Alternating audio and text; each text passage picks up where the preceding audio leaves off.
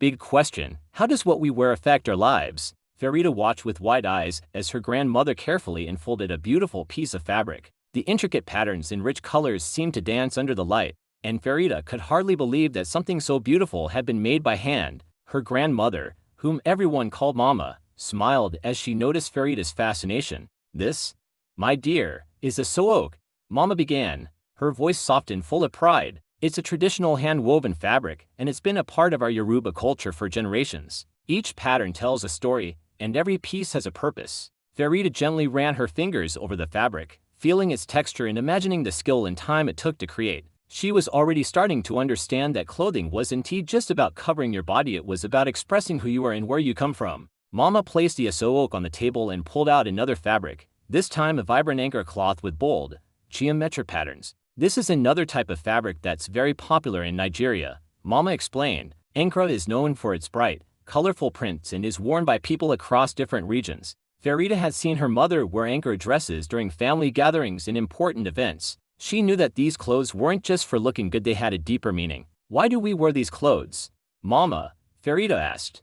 Her curiosity piqued. Mama's eyes twinkled. "Clothing is a way for us to show our identity, to connect with our culture, and to honor our traditions. It's also about respect. When we wear our traditional clothes, we risk showing respect for our ancestors and the skills they've passed down to us." Farida nodded, starting to see the connection between clothing and identity. The clothes her family wore were more than just fabric, they were linked to their past, a way to celebrate who they were, and a way to carry their culture into the future. As Farida absorbed this new understanding, Mama brought out a small box filled with sewing tools. There were needles, thread in various colors, a measuring tape, a pair of sharp scissors, and a thimble. "Today, I'm going to teach you how to sew," Mama said. "We'll start with something simple, but by the end, you'll be able to make something with your own hands." Farida was excited. She had always admired how her grandmother could take a piece of fabric and turn it into a beautiful garment. Mama began by showing her how to thread a needle, a task that required steady hands and patience. "This is the most basic sewing tool," Mama explained, holding up the needle. "It's small, but it's powerful. With this, you can create something new, or you can repair something that's broken. That's the beauty of sewing, it gives you the power to create and to mend." Farida practiced threading the needle several times, her fingers fumbling at first but growing steadier with each attempt. Mama showed her how to make a simple stitch, moving the needle in and out of the fabric with a rhythm that was almost hypnotic. "Every stitch is like a step in a journey," Mama said, guiding Farida's hand. "It may seem small, but each one is important. Together, they create something strong and lasting." Once Farida got the hang of basic stitches, Mama decided it was time to try something a bit more challenging.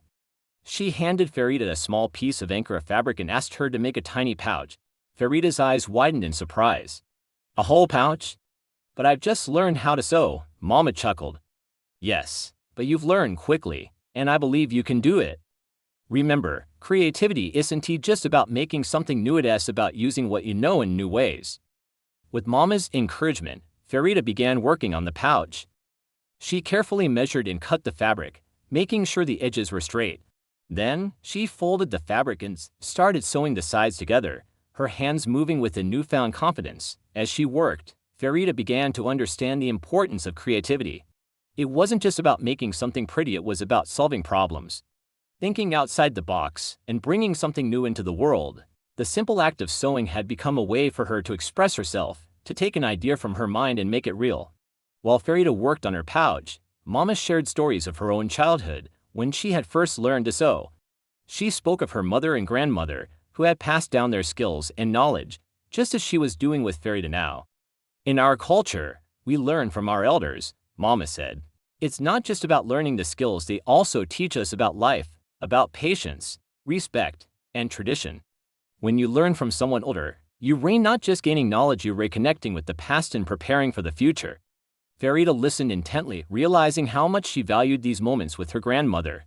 Mama wasn't just teaching her how to sew, she was teaching her about life, about the importance of family and tradition, and about the values that would guide her as she grew. Finally, after hours of careful work, Farida held up her finished pouch. It wasn't perfect, one side was a little crooked, and a few stitches were uneven, but to Farida, it was the most beautiful thing she had ever made. Mama smiled proudly as she inspected the pouch. "You did a wonderful job, Farida. And do you know what makes this pouch special?" Farida shook her head, eager to hear Mama's answer. It's special because you made it, Mama said. You took the time to learn, to practice, and to create something with your own hands. That's what makes it valuable. And remember, just like with sewing, life is about the small steps we take, the care we put into our work, and the pride we take in our culture and traditions. As Farida reflected on everything she had learned, she realized how much clothing and textiles truly affected their lives. It wasn't just about what they wore, it was about who they were, where they came from, and how they expressed themselves. Clothing, Farida understood, was a way to carry their identity with them, to honor their traditions, and to connect with their culture.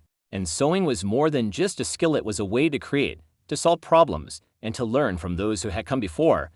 Farida knew that from now on, every time she wore a piece of traditional clothing or worked on a sewing project, she would remember these lessons. She would remember the pride in her grandmother's voice, the warmth of her hands guiding her, and the importance of taking each small step with care and purpose.